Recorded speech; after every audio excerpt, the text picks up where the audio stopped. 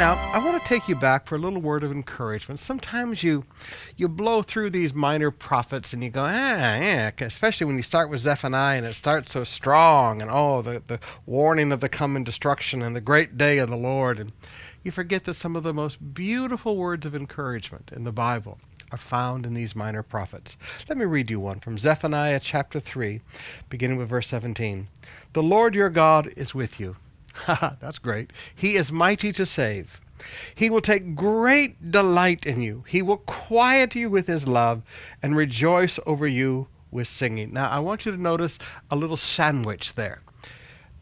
On one slice of bread, he will take great delight in you. On the other slice of bread, he will rejoice over you with singing. And what does he put in the middle? He will quieten you with his love.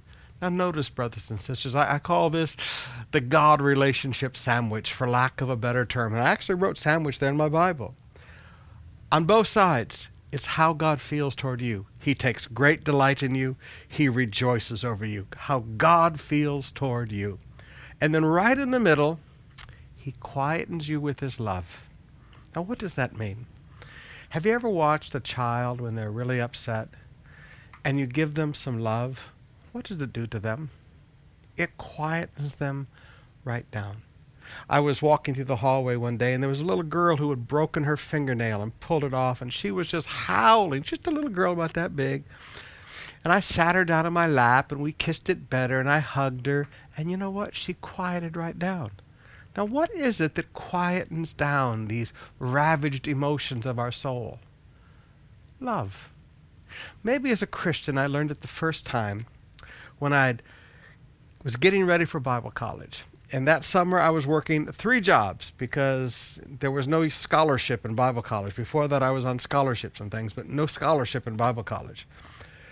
So I was working 3 jobs that summer to pay, and as I was driving home from one of my jobs, a car stopped right on the 4-lane highway in front of the battleship USS Alabama, and I ran right up the back of that car.